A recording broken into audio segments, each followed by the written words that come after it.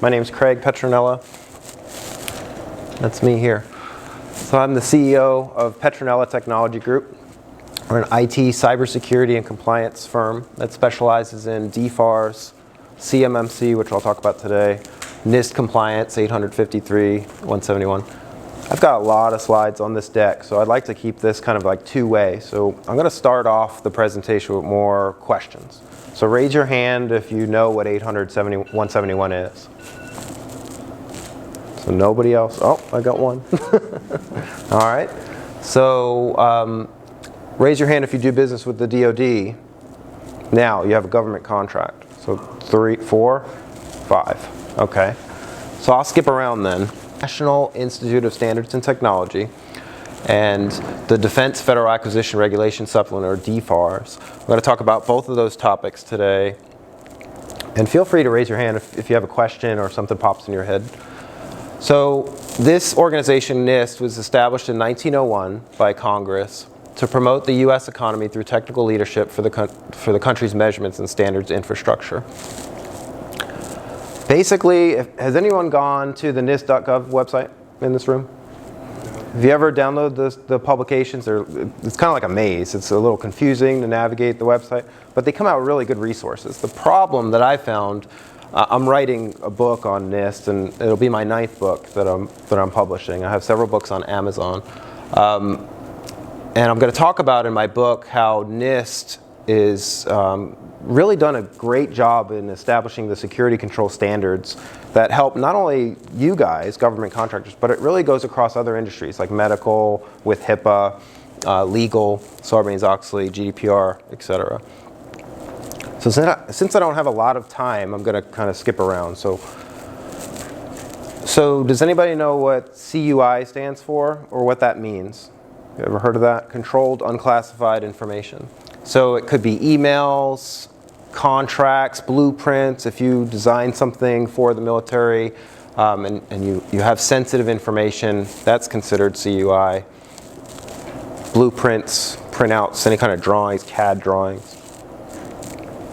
So NIST has come out with a great special publication called the NIST 800-53. You can download this document right on NIST.gov. It's about 500 pages, but it's extremely dry, it's very boring, and very dense. So what I've done, and what my goal is here, is to explain the distillation of that information. So this was published, the 800-53 side. What I'm trying to show here is these are the security controls that apply to federal information systems and organizations. But since there's a lot of parallels, there's a lot of consistent information with NIST 800-171. So they kind of go together. There's 17 areas, including incident response and access control.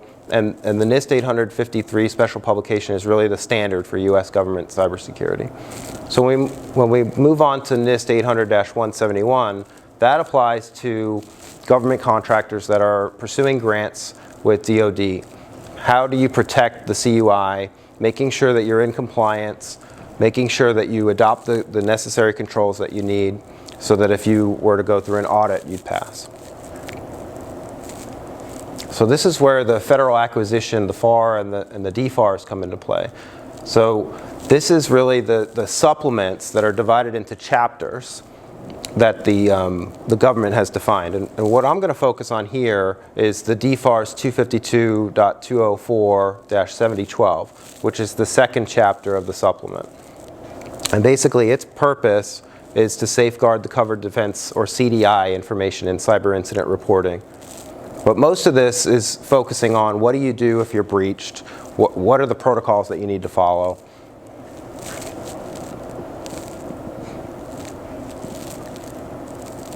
So we kind of covered that. So basically, what does this mean? So it means that even though that DFARS and NIST aren't necessarily the same, if you handle any kind of controlled defense information or CDI in any way, you have to have the NIST 800-171 compliance. This is kind of hard to see on this screen. Can you see this? Can you read it? If you can't read it, just let me know and I'll send you the slide deck and you can get a picture of it. But this is an infographic that really explains pretty well how NIST and the FARS system, how they come together and where NIST 800-171 fits into place. It's kind of blurry for me to see here, so I don't think you can really even see it. So prime contractors hired by DoD have been required to follow the NIST 853 protocol since its inception in 2005. December 31st, 2017 was really the deadline that the government wanted for everybody to be in compliance.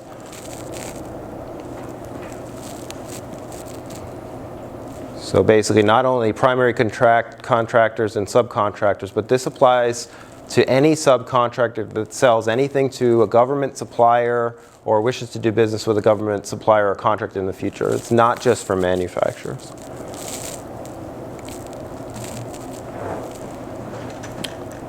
How many in this room have gone through the whole NIST 800-171 process before?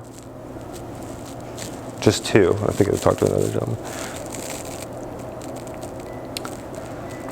When you went through the process, Phil, what was that like? How many hours did it take? Oh, it was a nightmare. And it was for a large Marine Corps GSA contract where we had government CIO reviews, agile waterfall conflicts, all the testing and development, but compliant. It was massive. How long did it take, do you think, if you had a guess? Well, I didn't go through, I wasn't responsible for all the compliance. Sure.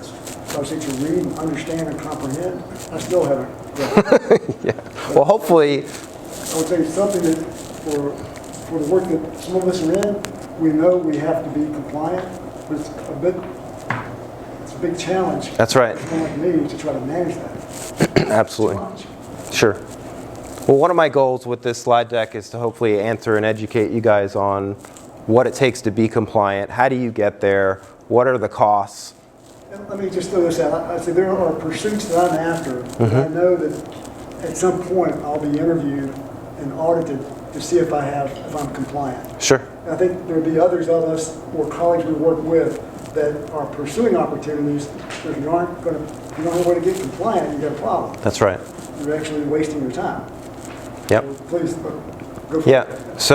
So how I can help you is with consulting. So we could talk about how do we get there, how do we get compliant, and chip away at the policies, the procedures, the security controls. So right now, there's no NIST certification. There's no body of the government that is similar to in HIPAA. In HIPAA, there's the Office of Civil Rights, so that's the enforcing arm. There's no really enforcing arm right now of NIST at this moment, but that's changing, and I'll talk about a slide coming up. But so at this moment, it's an honor system. So if you're doing business, you're making a widget for the military, or you're doing something with the DoD and you have a contract, it's an honor system that when you sign off on your paperwork to get your grant money, that you're saying that you're going to do this stuff. And what this stuff is this huge list of security protocols, policies, and procedures that are all defined on the NIST website, but I'm going to distill some of it for you here.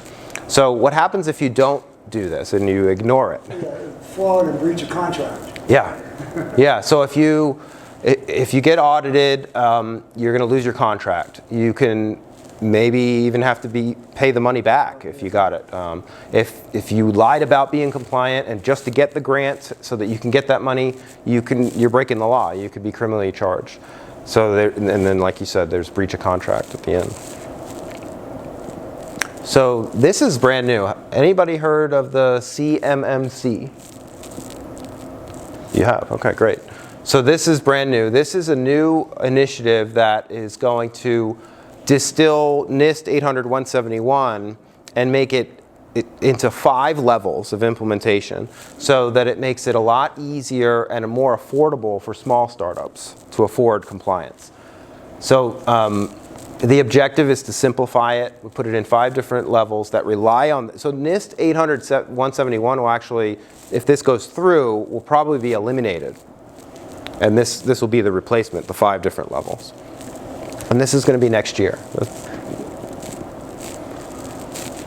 So this is what I was saying. So they're going to eliminate the NIST 800-171 and potentially the DFARS 252, 204, 7012. So subcontractors and contractors all must be CMMC certified before they'll be granted the contracts, and it's very important that you be compliant. That certification process would be an audit, or do you have to have, I'm sure you get into it, do you have to have staff that carry certifications? So it's going to be very similar to the 800-171 rigmarole that you went through, only hopefully it'll be a little easier and cheaper to get through it. And then a third party, which I'll talk about on this slide here, a third party auditor, a CMMC, will assess what levels apply, which of the 5 levels, where are you, and then they'll audit you, and then you get your certificate of compliance. So Sarah Brin is a big cyber auditing firm, one of these third-party auditors that I was talking about. So they found that 0 companies were compliant when they went through, and only 39% implemented the NIST 800-53 security controls. 61% were not implemented or only partially implemented. Large companies only successfully implemented about 60%. So this is awful. This is why you see ransomware. This is why you see all these breaches happening, because it's honor system now. People are trusting that this stuff's getting done, but it's not. That's why they're tossing the whole NIST thing in favor of the CMMC, and then they're requiring the third-party auditor, so it's not going to be an honor system anymore. The bottom 3 there apply to pretty much any business. So everyone in this room should be using multi-factor authentication. You should all be doing the security awareness training, and you should be checking your vulnerabilities with what's called pen testing and security assessments, at least annually. So NIST compliance, the benefits are you increase your security, you gain a competitive advantage, you get peace of mind knowing that you're not going to lose a contract or have to pay back any money. And if you're looking towards 800-53, you're much closer to being compliant because they're so closely matched together. And if you're in the bucket where you've already done the 171, you're going to be really close to the CMMC as well. It's still being worked out. So these are the areas that the 171 requirements, it's broken into 14 families. There's security access control, awareness and training, audit and accountability, configuration management, identification, authentication, incident response, maintenance, media protection. Some of these you could actually, like media protection, for example, there could be a written information security policy that you can say, I don't want to use thumb drives anywhere, and then you just don't do that. So you could do extreme measures like that too.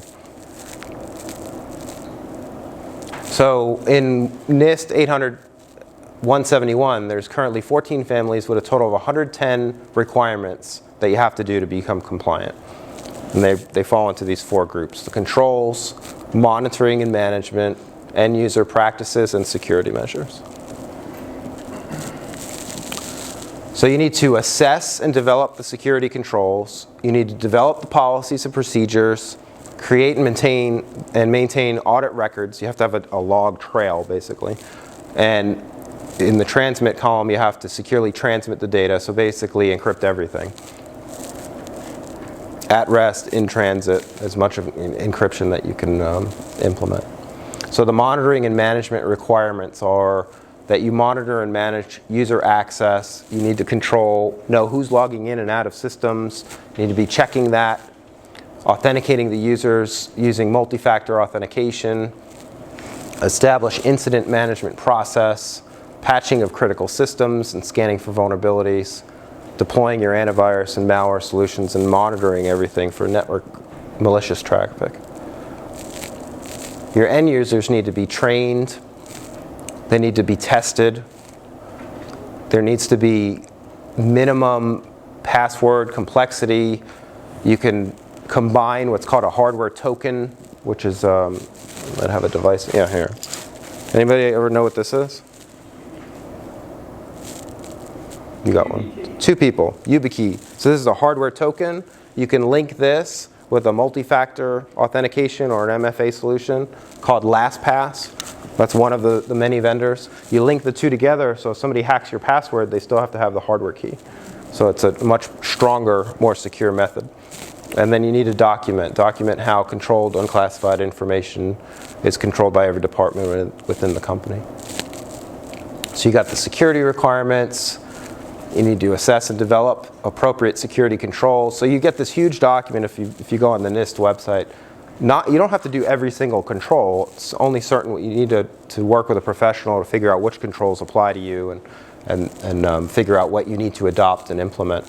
You need to back up your CUI securely, enforce the policies, making sure that there's no unauthorized software being able to be loaded onto the systems, track, identify, restrict access to ports, use firewalls everywhere. So this is the phases of actually the assessment process. So you go through the business process review, you do a technical assessment on the systems and the networks, and you do data analysis.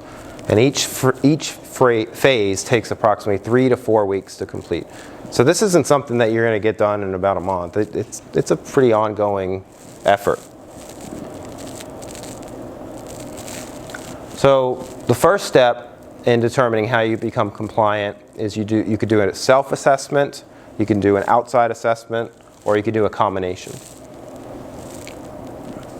So the self-assessment is like a really big questionnaire or worksheet that you have to go through, and it's broken into all the sections that I showed earlier.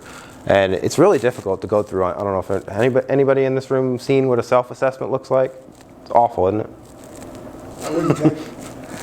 It's awful. It's a lot of complexity, and a lot of people don't understand even how to answer the questions properly. But it's the least expensive because it's just a piece of paper with a bunch of questions on it, and you go through it. But there's no guarantee. You don't know if you're filling it out the right way, and you got a lot of risks associated with it, and it could end up costing you a lot more in the end. So then there's the outside assessment, which is a lot easier because you get a professional to do it that's already experienced with NIST. The owners of the business will gain insight and knowledge, but it sometimes could be costly. So oftentimes we find people do hybrid assessments where they may have an IT person or an IT department that can help them get through some of the questions, and they do kind of as much as they can internally, and then they just outsource what they need help with. But sometimes if the internal resources aren't familiar with NIST or cyber, there might be some things that fall through the cracks. So sometimes you get a double spend problem where you have a lot of the internal resources working on tasks that have to be repeated by an outside entity. So an outside assessment, this is what this looks like. So this is a process that we follow where we review your information systems, we look at your informal policies and procedures, and any current documentation that you have. Step 2, we ask you how to respond to the various scenarios about access to your controlled defense information or CUI. And on step 3, we go through all the 110 items that we talked about in the 14 different families. And you'll receive an assessment for each item. So you'll either be fully compliant, you'll be partially compliant, or not compliant. And we actually have a document that we call the Cyber Safety Maturity Model. It's a one-page document that if you guys want it, you can just send me an email. And it's pretty cool because it's really clear and concise. It's one page, and we use color to define how mature your organization is across 7 different areas.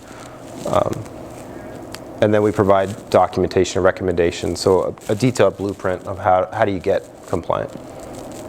So a complete plan of action or a poem, a system security plan or an SSP where we define milestones. Here's all the work that needs to be done. Who's going to do it? So we've got some people who might do internal, a hybrid mix, or outsource all of it. So the POEM and the SSP are required to be provided as in the NIST 800-171 special publication. And this is a clip from the NIST guideline there saying non-federal organizations need to describe a system security plan and all the details associated. So this is where you prepare. There's a bunch of questions on here that are similar to the self-assessment that kind of gets you ready. So simple questions: how many employees do you have? How many workstations or devices do you use? What cybersecurity assessments have you conducted in the past, if any? A lot of times people haven't done one yet. What physical security controls do you have in place? Where do your employees operate. Oftentimes nowadays, people are working from home or all over the world, so you have to have controls in place to handle that. So if people are using, maybe they're using their own equipment and they're not company supplied, so then there needs to be security controls on those devices. Otherwise, you have risks. There's you need to know what physical equipment your network needs: networking, switches, firewalls. How do you connect your network to the internet? How many printers do you have? How many IoT devices do you have on the network that need to be secured? So you go through this laundry list, basically. How many users can access your controlled information?